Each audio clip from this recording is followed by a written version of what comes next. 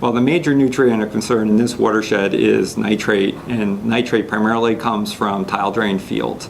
It also can move laterally through subsurface areas into streams, but in Illinois we know that the major source of nitrate is tile drained corn and soybean fields. Yeah, well, nitrate in Illinois is typically anywhere in tile lines from 5 milligrams per liter all the way up to 30 or 40 milligrams per liter. And that equates to what we're really interested in, which is the pounds per acre loss of nitrate as nitrogen. And in Illinois, in the tile drain regions, that's typically anywhere from 10 to 30 or 40 pounds per acre per year.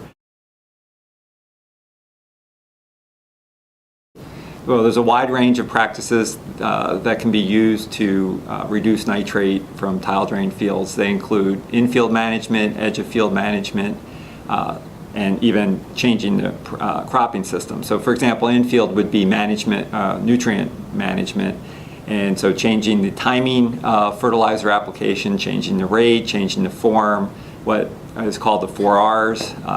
Those kind of management decisions on how you apply nutrients, particularly nitrogen fertilizer, and how it's managed really is what matters. So again, going from fall to spring application, or even from spring to side dress application. So that's one whole range of practices. Another is things like cover crops, and putting cover crops on in the fall or as early in the fall as possible so that they take up any excess nitrogen, and that prevents it from being lost over the winter and early spring.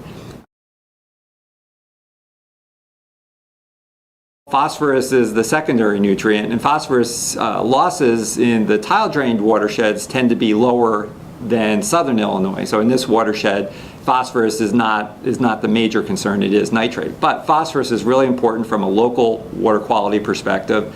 It is the nutrient that causes algal blooms in our streams and in our reservoirs. And so we are still concerned about phosphorus even in a tile drained watershed. And so some of the same practices that we've already discussed also work for nitrate, also work for phosphorus. So things like cover crops, not adding phosphorus when the soil test says we don't need to add phosphorus. That's something that we know is really important in this watershed and other surrounding ones, is don't add phosphorus when you don't need to.